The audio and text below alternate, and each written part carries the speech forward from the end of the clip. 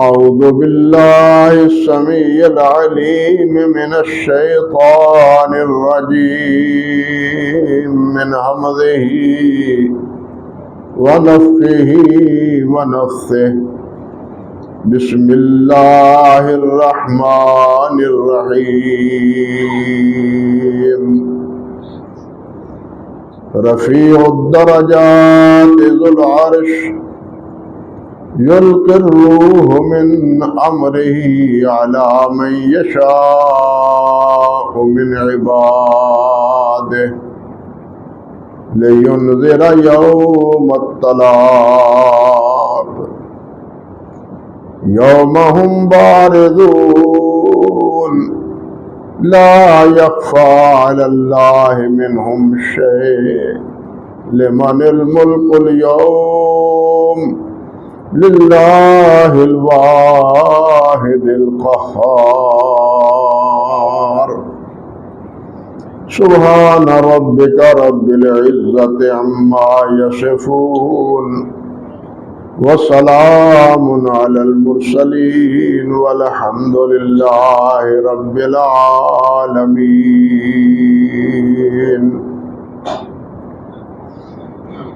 محترم معزز سامعین کرام،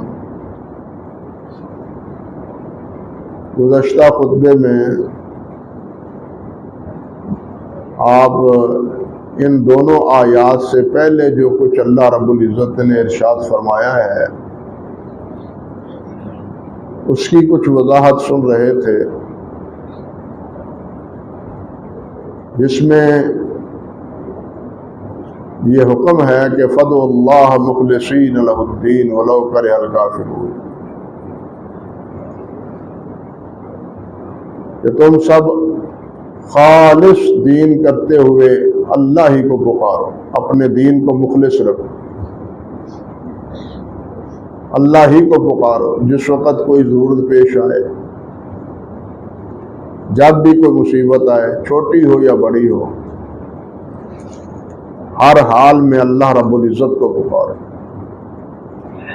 اور پکارو بھی خالص اللہ کو، اس پکار میں کسی اور کی آمیزش نہیں ہونی چاہیے۔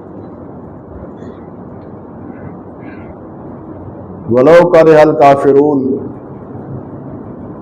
اگرچہ کافر اس کو ناپسند کریں، جو ایک وحدہ لا شریک کو مانتے نہیں ہیں، وہ کب برداشت کرتے ہیں کہ اللہ کے علاوہ کسی اور کو نہ پکارا جائے؟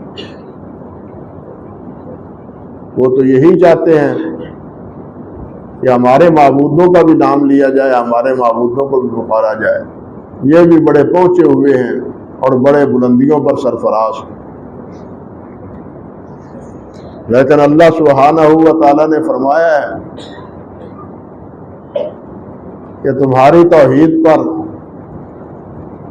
اور تمہاری اس خالص اللہ کی عبادت پر وہ ناک منہ جڑائیں گے، چڑھاتے ہیں، چڑھاتے رہیں، انہیں تکلیف ہے ہوتی رہے، تم اس کی پرواہ نہ کرو، تم اللہ وحدہ لا شریک کو خالص اللہ کو پکارو۔ یہی تمام انبیاء کرام علیہ السلام کی دعوت تھی، اور یہی سید الانبیاء حضرت محمد رسول اللہ صلی اللہ علیہ وسلم کی دعوت تھی۔ اللہ رب العزت نے یہ بات ارشاد فرما کے اب آگے یہ بات ارشاد فرمائی ہے کہ رفیع الدرجات ذو العرش، کہ جس ایک اللہ کو پکارنا ہے تم نے، وہ ہے کون؟ جس کے علاوہ کسی کو پکارنے کی گنجائش نہیں ہے، وہ کون ہے؟ فرمایا رفیع الدرجات، بہت بلند درجوں والا، بہت بلند درجوں والا۔ رفیع رافعہ سے ہے، اور رفیع باب فعیل میں دونوں معنی میں آتا ہے، بلند ہونے والا بھی اور بلند کرنے والا بھی۔ اللہ سب سے بلند ہے، سب نیچے، ساری مخلوق نیچے ہے، ساری مخلوق کے اوپر اللہ رب العزت ہے۔ اور یہ درجات کا لفظ، درجہ کے معنی مرتبہ بھی ہے، اور اس کے معنی سیڑھی بھی استعمال ہوتا ہے۔ اللہ سبحانہ و تعالی نے اسی معنی میں ایک سورت معارج ہے، جس میں رب الجلال والاکرام نے فرمایا سال سائل بعذاب واقع للکافرین لیس لہ دافع من اللہ ذی المعارج تعرج الملائکۃ والروح الیہ فی یوم کان مقدارہ 50,000 سنہ۔ آپ سے سوال کرنے والے سوال کرتے ہیں آنے والے عذاب کے بارے میں، قیامت کے عذاب سے بارے میں۔ فرمایا للکافرین لیس لہ دافع، یہ سوال کرتے ہیں لیکن یہ سن لیں کہ ان کافروں کے لیے اس عذاب سے بچنے کی کوئی گنجائش نہیں۔ کان کھول کے سن، سوال تو یہ کرتے ہیں کب آئے گا جی وہ عذاب، آتا کیوں نہیں؟ لیکن جب آئے گا تو کوئی اس عذاب کو تم سے ٹال نہیں سکے گا، نہ تم اس عذاب سے بچ سکو۔ من اللہ، وہ اللہ رب العزت کی طرف سے ہوگا، ذی المعارج، جو بلندیوں والا ہے، سیڑھیوں والا ہے۔ سیڑھیاں بھی اسی لیے کہ وہ بلندی پر انسان چڑھتا ہے، ان سیڑھیوں کی بدولت۔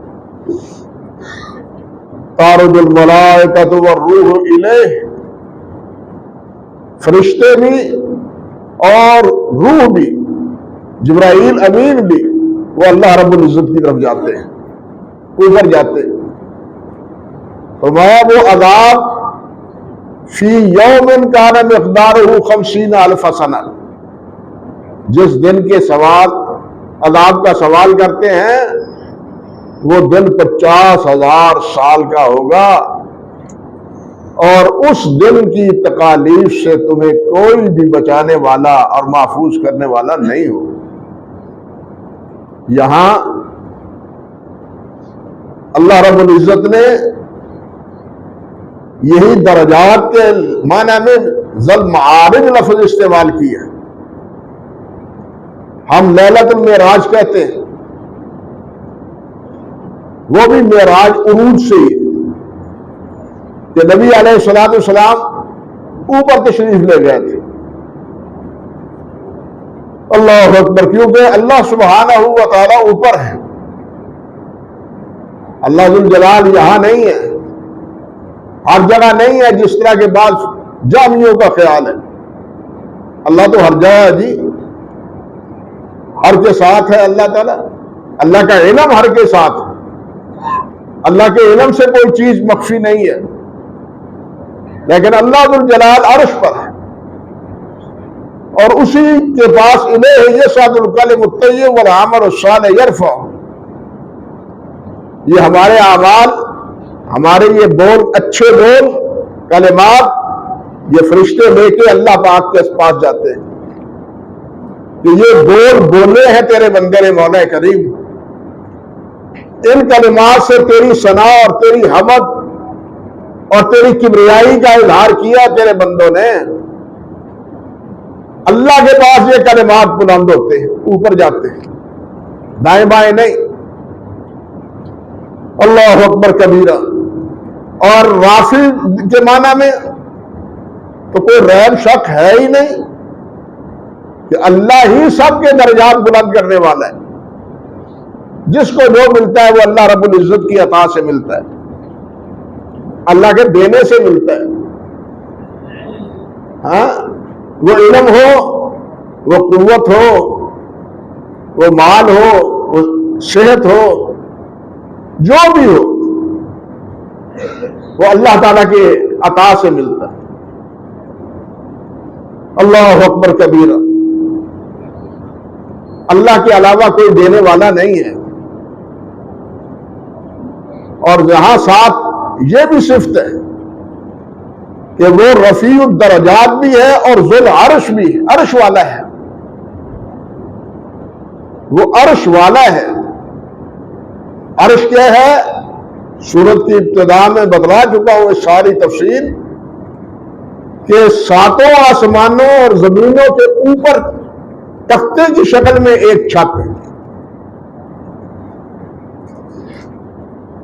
گول سطح پہ نہیں ہے جیسے یہ ہمارے آسمان ہے یا زمین ہے، بلکہ تختے کی شکل میں ساری ہر چیز کے اوپر ہے، اس طرح بچھی ہوئی۔ اور اس عرش کے معنی تخت حکومت بھی نہیں ہے، حکومت مراد نہیں ہے، بلکہ ایک حصی چیز ہے، وجودی چیز ہے۔ اللہ اکبر کبیرہ، جس کے پائے ہیں باقاعدہ 4 پائے ہیں،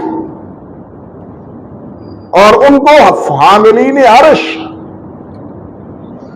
فرشتوں نے اٹھا رکھا ہے، اس عرش کو فرشتوں نے اٹھا رکھا ہے۔ اور یہ بات تو اللہ سبحانہ و تعالیٰ نے اپنے پاک کلام میں بھی فرمائی ہے، وَيَحْمِلُ عَرْشَ رَبِّكَ فَوْقَهُمْ يَوْمَئِذٍ ثَمَانِيَّةٌ، کہ قیامت کے دن اس عرش کو 8 فرشتے اٹھائے ہوئے ہوں، 8 فرشتے۔ حضرت جابر رضی اللہ تعالیٰ عنہ سے ابو داؤد میں صحیح روایت ہے، فرماتے ہیں کہ مجھے اللہ سبحانہ و تعالیٰ نے اجازت دی ہے کہ میں اس حاملین عرش اٹھانے والے فرشتوں کے بارے میں کچھ بتلاؤں کہ وہ کتنے بڑے ہیں۔ اللہ اکبر کبیرہ۔ فرمایا اذن لی ان احدث عن ملک من الملائکہ من حملۃ العرش،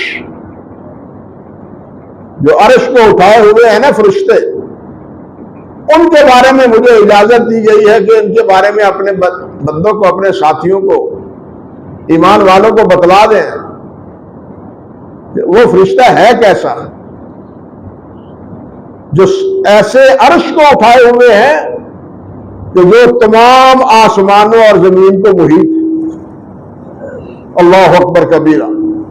فرمایا انما بین شحمۃ اذنہ الی عاتقہ مسیرۃ 700 عام، وہ چھوٹے چھوٹے نہیں ہیں، فرمایا ان کے کان سے لے کے یہاں تک یہ حصہ اتنا، ہمارا تو ایک بالشت ہے صرف، لیکن ان کا کیا ہے؟ فرمایا مسیرۃ 700 عام، 700 سال کی مسافت پر ہے۔ 700 سال تک کوئی آدمی چلتا رہے تو جتنی مسافت ہوگی اتنا فرق ہے ان کے کان کا اور ان کے کندھے کا۔ اس طرح وہ اپنے کندھوں پر اٹھائے ہوئے ہیں، اور اس عرش کے اوپر ہے اللہ سبحانہ و تعالی، اور اس کے اوپر ہونے کا معاذ اللہ ثم استغفر اللہ یہ معنی نہیں ہے جیسے میں کرسی پر بیٹھا ہوا ہوں، معاذ اللہ یہ معنی نہیں ہے۔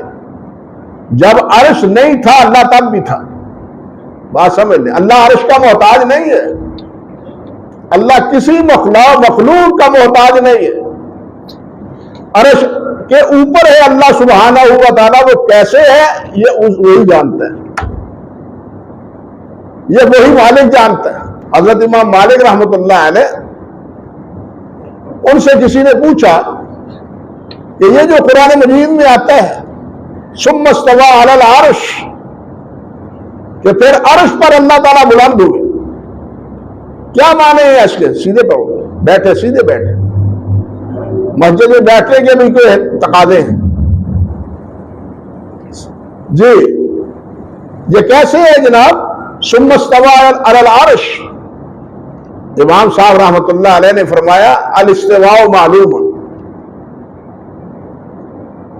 والکیفیت مجہول والسوال عنہ بدعۃ۔ فرماتے ہیں استواء کا تو ہمیں پتہ ہے کہ اوپر ہونا، عرش کے اوپر ہونا یہ معنی ہمیں معلوم ہے، لیکن اوپر ہونے کی کیفیت کیا ہے؟ کیفیت مجہول ہے. اس کی کوئی وضاحت اللہ اور اللہ کے رسول صلی اللہ علیہ وسلم نے نہیں فرمائی. اس لیے جس چیز کی وضاحت اللہ اور اللہ کے رسول نے نہیں فرمائی، ہم اس کی وضاحت کے مکلف نہیں ہیں. ہمارا بس ایمان لانا ہے کہ اللہ اس طرح ہے، اور ساتھ وَالسَّوَالُ عَنْهُ بِدْعَةٌ، اس کے بارے میں کریدنا، سوال کرنا، بحث و تمہیز کرنا، کیسے ہے، کیسے ہوں گے، اوپر کیسے ہوں گے، فرمایا یہ بدعت. صحابہ کرام کا یہ مسئلہ نہیں تھا، وہ اللہ کو عرش پر مانتے تھے. صحابہ کرام رضوان اللہ علیہ مجمعین اللہ رب العزت کو عرش پر مانتے تھے، لیکن کوئی کیفیت یا کوئی طریقہ یا کوئی نوعیت اس کا سوال ان کے ہاں نہ تھا. اس لیے اب جو سوال کوئی کرے تو وہ مبتدع ہے، بدعتی ہے، وہ صحابہ کرام کے عمل اور عقیدے پر نہیں. جب سے فلسفے نے مامون کے دور میں جڑیں پکڑی تو اس دور میں پھر یہ باتیں چلی کہ اللہ عرش پر ہے، تو اس کا مطلب ہے کہ اللہ کا وجود ہے. اللہ کا وجود ہے تو اللہ سبحانہ و تعالی بعض چیزوں سے کیا ہے؟ مرکب ہے. اللہ مرکب ہے، پھر اللہ کی آنکھیں بھی ہیں، اللہ کے کان بھی ہیں. پھر یہ باتیں چلی معاذ اللہ ثم استغفر اللہ. لیکن ان ساری باتوں کو اللہ سبحانہ و تعالی نے ایک جملے میں حل کیا. فرمایا لیس کمثلہ شیء وہو السمیع العلیم. اللہ ذوالجلال سمیع بھی ہے، علیم بھی ہے. اللہ سنتا ہے، لیکن کیا ہمارے کانوں کی طرح؟ کیا ہمارے کان جیسے اس طرح اللہ ذوالجلال نے کہا معاذ اللہ ثم استغفر اللہ؟ نہیں. سننے کے لیے کانوں کی ضرورت نہیں ہے. سننے کے لیے کانوں کی ضرورت نہیں ہے. سنتے تو یہ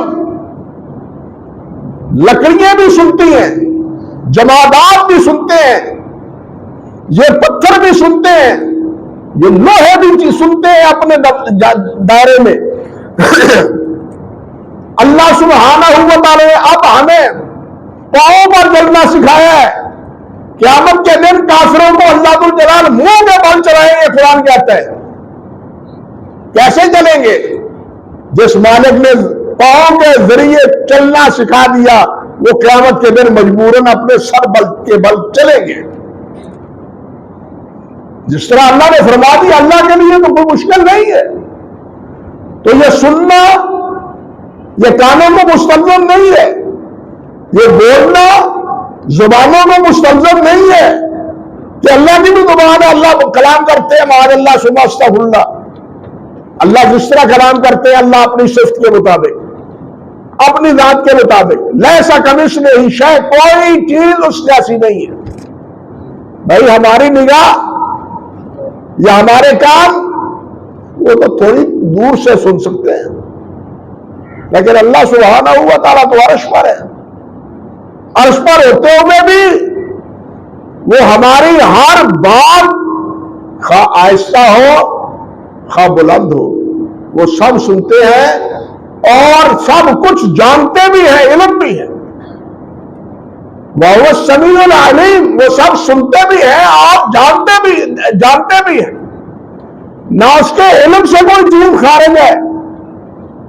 ہمارے علم کے لیے تو کانوں کی ضرورت ہے، یا بصارت کی ضرورت ہے، یا چکھنے کی ضرورت ہے، یا لمس کے ذریعے ہمیں پتہ چلتا ہے کہ یہ کیا چیز ہے. لیکن اللہ ذوالجلال ان چیزوں کا محتاج نہیں ہے. اللہ ذوالجلال دیکھتے بھی ہیں، بولتے بھی ہیں، سنتے بھی ہیں، لیکن جس طرح انسان ہے اس طرح نہیں. معاذ اللہ ثم استغفر اللہ. جس طرح کے بعض نے تو ویسے ہی صفات کا انکار کر دیا. جہمیہ کہتے ہیں کہ ہے یہ اللہ ہے. کہاں ہے جی؟ نہ دائیں ہے نہ بائیں ہے نہ اوپر ہے نہ سامنے ہے نہ پیچھے ہے, کہیں بھی نہیں. اللہ ہے صحیح. وہ کہتے ہیں کہ اگر اللہ کو مانے اس طرح کہ اللہ اوپر ہے تو پھر لازم آئے گا کہ جب اللہ ہے تو جب اوپر ہے تو وہ بھی قدیم ہو, کیونکہ اللہ قدیم ہے. اللہ کیا ہے؟ ازلی اور قدیم ہے. اور جہاں اللہ ہوگا وہ چیز بھی قدیم ماننی پڑے گی. پھر تعدد خدما لازم آئے گا. اوپر کی سطح وہ بھی قدیم اور اللہ بالجلال بھی قدیم. یہ ہیں فلسفیوں کے شگوفیاں. اور جناب یہ علمی طور پہ پھل جھڑیاں. لیکن سلطان محمود غزنوی رحمۃ اللہ علیہ, ان کے ساتھ ایک جامی ابن فورت کا مذاکرہ ہوا. باہم آپس میں گفتگو ہوئی اللہ سبحانہ و تعالیٰ کی ذات گرامی کے بارے میں. سلطان محمود کہنے لگے فرق لی بین ھذا الرب الذی تصفہ و بین المعدوم. یہ جملہ سوچنے کا ہے. کہنے لگے تو جو کہنا ہے اللہ نہ یہاں ہے نہ اوپر ہے نہ دائیں ہے نہ بائیں, کہیں بھی نہیں ہے, لیکن اللہ ہے. مگر یہ بتلاؤ کہ ایک معدوم چیز کے بارے میں, معدوم کہتے ہیں جس کا وجود نہ ہو, معدوم چیز کے بارے میں اور جس رب کی تم تفصیل بیان کر رہے ہو کہ نہ اوپر ہے نہ دائیں ہے نہ بائیں ہے نہ پیچھے ہے, کسی جگہ پر نہیں ہے, لیکن اللہ ہے. معدوم میں اور اللہ میں فرق کیا ہے؟ فرق سمجھ گئے بھائی؟ اللہ کہاں ہے؟ اللہ ہے. کہاں ہے یہ نہیں پتا. اوپر ہے نہیں, دائیں ہے نہیں, بائیں ہے نہیں, سامنے ہے نہیں. اللہ ہے, اللہ ہے. سلطان محمود کہنے لگے بھائی ایک معدوم چیز ہے جس کا وجود نہیں ہے. بتلاؤ جس کا وجود نہیں ہے, جس رب کی, جس الہ کی, جس اللہ کی تم تعریف کر رہے ہو کہ وہ نہ ادھر ہے نہ ادھر ہے نہ ادھر ہے نہ ادھر ہے, تو اس میں اور اس میں فرق کیا ہے؟ بات سمجھے آپ؟ تو ابن فروخ مبہوت ہو گیا. اب کو کیا جواب دے کہ اللہ تو ہے لیکن ہے کہیں نہیں. بھئی جو چیز معدوم ہوتی ہے وہ تو کہیں ہوتی نہیں. جو معدوم ہوتی, جو چیز نہ ہو وہ تو کہیں ہوتی نہیں. اور تم اللہ کی بھی یہی تعریف کر رہے ہو کہ اللہ کہیں ہے ہی نہیں. اللہ اکبر کبیرہ. اندازہ کیجیے کہ اپنے اعتبار سے یہ بڑی عقل مندی دکھاتے ہیں, لیکن حقیقتاً اس سے بڑی کوئی جہالت نہیں. اسی لیے امام مالک رحمۃ اللہ علیہ نے فرمایا کہ وہ سوال عنہ بدعہ, اس کی تفسیرات کے بارے میں سوال کرنا یہ بدعت. ہمارا ایمان ہے سمعنا و اطعنا, ہمارا کام ہے ہم نے سنا اللہ اور اللہ کے رسول کا فرمان, اطاعت فرما برداری. یؤمنون بالغیب, ہمارا ایمان غیب پر ہے. دنیا میں کوئی اللہ ذو الجلال کو نہیں دیکھ سکتا اس دنیا میں, لیکن جنت میں دیکھے گا. جنت میں اللہ سے کلام کرے گا, اللہ اہل جنت سے کلام کرے گا. یہ ساری تفصیلات احادیث میں عقل کے خود قرآن مجید میں موجود ہے. اب یہ جو مانتے ہیں کہ قیامت کے دن جنت میں اللہ کو دیکھے گا, بھئی اگر وہ کوئی چیز ہے ہی نہیں تو دیکھے گا کیا؟ اس کا مطلب وجود ہے لیکن کیسے؟ لیس کمثلہ شیء, اس بارے میں ہمیں باس کی گنجائش نہیں ہے. جیسا کہ مسلم ہے اللہ جیسا کوئی نہیں. اسی نہیں کہہ سکتے کہ انسان جیسا ہے.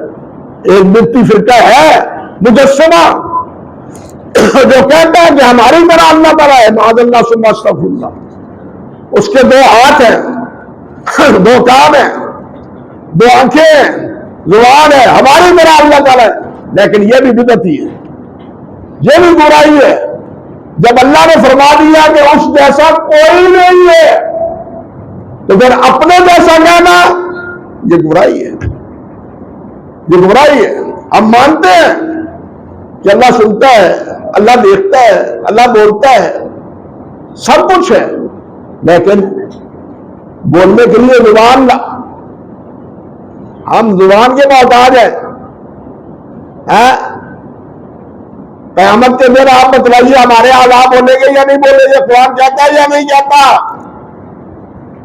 یہ انگلیاں بولیں گی, یہ پاؤں بولیں گے, یہ آنکھیں اور یہ کان بولیں گے جو آج سن رہے ہیں. ان کی زبانیں ہوں گی نہیں, ان کو حکم ہوگا, ان کو حکم ہوگا بولو. زبان بھی آپ اللہ کے حکم سے بول رہی ہے. یہ نہیں کہ جس کی زبان, گونگا جو ہوتا ہے زبان تو اس کی بھی ہوتی ہے, یہ اتنی زبان کٹی ہوئی ہوتی ہے لیکن وہ بول نہیں سکتا ہے. گونگا زبان ہے لیکن اجازت نہیں ہے بولنے کی. اس لیے بھائی اللہ ہے لیکن کیا ہے جو اس کی شان ہے. اللہ بلند ہے, سب سے بالا ہے, جو عرش ہے, عرش والا ہے, عرش کے اوپر ہے. اور اللہ تعالیٰ نے نبی علیہ السلام نے فرمایا اللہ اکبر, قیامت کے دن سب سے پہلے میں اٹھوں گا. قیامت کے دن بے ہوشی کے بعد سب سے پہلے میں اٹھوں گا, لیکن جو ہی میری نظر پڑے گی میں دیکھوں گا کہ موسیٰ علیہ السلام اللہ کے عرش کے پائے کو پکڑے ہوئے ہوں گے. اب مجھے یہ نہیں معلوم کہ میں پہلے اٹھا ہوں یا موسیٰ علیہ السلام پہلے اٹھے, کیا کیفیت ہے یہ, لیکن جب میں دیکھوں گا تو موسیٰ علیہ السلام کو اللہ کے عرش کا پایا پکڑے ہوئے دیکھوں گا. اس لیے عرش حکومت کا نام نہیں بلکہ تختے کا نام ہے, جس کے باقاعدہ پائے ہیں, جن کو فرشتوں نے اٹھایا ہوا ہے. جس طرح عرش ہوتا ہے, تخت ہوتا ہے بڑا, اسی طرح اللہ سبحانہ و تعالیٰ کا عرش. اللہ اکبر کبیرہ. اور قیامت کے دن یہی عرش اس زمین پر آئے گا. یہ زمین کی تمام وسعتیں ختم ہو جائیں گی, یہ پہاڑ, یہ سمندر, یہ سب ملیا میل ہو جائیں گے. اور اس وقت عرش پر اللہ ذو الجلال تشریف لائیں گے اور حساب کتاب لیں گے اپنے بندوں. اللہ اکبر کبیرہ. اللہ ذو الجلال فرماتے ہیں یؤتی الروح من امرہ الی من یشاء من عبادہ. اللہ اپنے روح کو جس بندے پر چاہتے ہیں نازل فرما دیتے. قرآن مجید میں روح جمانا جبرائیل بھی آیا ہے, جبرائیل امین بھی آیا ہے. حضرت عیسیٰ علیہ السلام بھی روح کے معنی میں آئے ہیں. روح سے مراد یہ قرآن مجید بھی ہے. قرآن مجید بھی وحی الہی بھی, اس پر بھی وحی کا روح کا اطلاق ہوا ہے. یہ ہم بولتے ہیں تو ہمارے جسم میں جو روح ہے اس پر بھی روح کا اطلاق ہوا ہے. گویا 4 معانی میں قرآن مجید میں روح کا اطلاق ہوا ہے. سمجھے بات؟ اب جس طرح ہمارے جسم کے لیے بولنے کے لیے یہ روح ہے, اسی طرح ہمارے دل کی زندگی کے لیے روح وہی ہے. جس طرح یہ جسم کی غذا, یہ جسم کی غذا ہے جو ہم زمین سے کھاتے ہیں, یہ زمین سے پیدا ہوا ہے, اس مٹی سے جسم بنا ہے, اس لیے اس کی غذا بھی مٹی سے ہے. یہ پانی, یہ سبزیاں, یہ گوشت, یہ سب کہاں پیدا ہوتے ہیں؟ زمین میں پیدا ہوتے ہیں. یہ روح اوپر سے آیا ہے، اس لیے روح کی غذا بھی اوپر سے آئی ہے، وحی کے ذریعے آئی ہے۔ تو یہ وحی اللہ ذو الجلال نے فرمایا یلقی الروح من امرہ علی من یشاء من عبادہ، اللہ اپنے بندوں میں سے جس پر چاہتا ہے یہ وحی نازل فرما دیتا ہے۔ اصل میں یہ دراصل یہ اعتراض ہے، ایک اعتراض کا جواب ہے۔ جب وہ کہا کرتے تھے لولا انزل ھذا القرآن علی رجل من القریتین عظیم، یہ قرآن یہ وحی محمد پر نازل کیوں ہوئی ہے صلی اللہ علیہ وسلم؟ یہ مکہ مکرمہ اور طائف کے جو بڑے رئیس ہیں ان میں سے کسی پر نازل کیوں نہیں ہوئی؟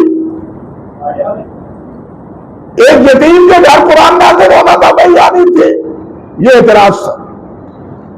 اللہ ذو الجلال نے فرمایا ایک جگہ اہم یقسمون رحمت ربک، کیا اللہ کی رحمت کے تقسیم کنندہ یہ ہے؟ رحمت اللہ کی تقسیم کرنے والا بھی وہی، اور اللہ ذو الجلال جس کو چاہتے ہیں رسول بنا دیتے ہیں۔ جس طرح اللہ ذو الجلال والے کرام نے فرمایا ہے اللہ یصطفی من الملائکہ رسلا ومن الناس، فرشتوں میں جس کو چاہتے ہیں وہی دے کے بھیج دیتے ہیں، کبھی جبرائیل کو اکثر و بیشتر اور کبھی کسی اور فرشتے کو بھی بھیج دیا گیا، اور انسانوں میں بھی ومن الناس جس کو چاہا اللہ ذو الجلال نے رسول بنا دیا۔ یہ کسی انسان کے اختیار کی بات نہیں ہے، یہ اللہ ذو الجلال کا انتخاب ہے۔ اللہ جس کو چاہتا ہے منتخب کرتا ہے۔ یہ رسالت عبادت کرنے کا نتیجہ نہیں ہے، یہ رسالت یا نبوت یہ ورد و وظائف اور چلہ کشی کا نتیجہ نہیں ہے، یہ نتیجہ ہے اللہ کے فیضان کا، اللہ کی عطا کا۔ اللہ جس کو چاہتے ہیں عطا فرما دیتے ہیں۔ یہاں بھی یہی بات فرمائی کہ یلقی الروح من امرہ علی من یشاء من عبادہ، جس بندے پر چاہتے ہیں اللہ ذو الجلال یہ روح بھیج دیتے ہیں۔ کسی کو اس میں کوئی لات و لال یا کسی کو اس میں کوئی حرف گیری کرنے کی گنجائش نہیں ہے۔ اللہ اکبر کبیرہ۔ اللہ، اور یہ ہے کیوں؟ کس لیے بھیجتے ہیں اس فرشت انسان پر؟ اللہ اکبر فرما لینذر یوم التلاق، تاکہ ملاقات کے دن سے یہ رسول ڈرائے، یہ خبردار کرے۔ اور اللہ کے بندو، ایک دن اللہ کے ہاں ملاقات ہونی ہے، اللہ کے حضور حاضر ہونا ہے، اپنے تمام عقائد اور اعمال کا حساب دینا ہے۔ جو کچھ اللہ نے کتاب میں نازل کیا اگر اس کے مطابق ہے تو الحمدللہ، اگر اس کے مخالف ہے تو پھر تمہیں اس کا حساب چکانا ہوگا۔ یہ ہے لینذر یوم التلاق، تاکہ وہ ملاقات کے دن، قیامت کے دن سے ڈرائے۔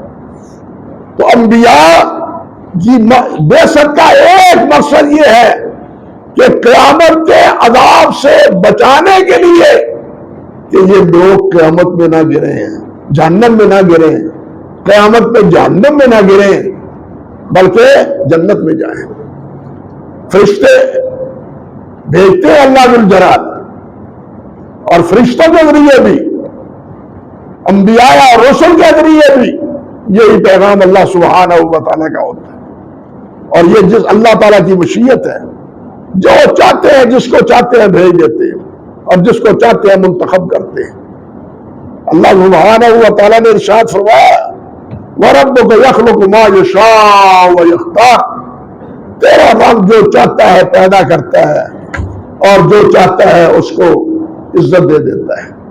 یہ سارے اختیارات پیدا کرنے کے بھی اسی کے پاس ہیں، اور کسی کو بلندیوں پر سرفراز کرنے کے بھی اختیارات کس کے پاس ہیں؟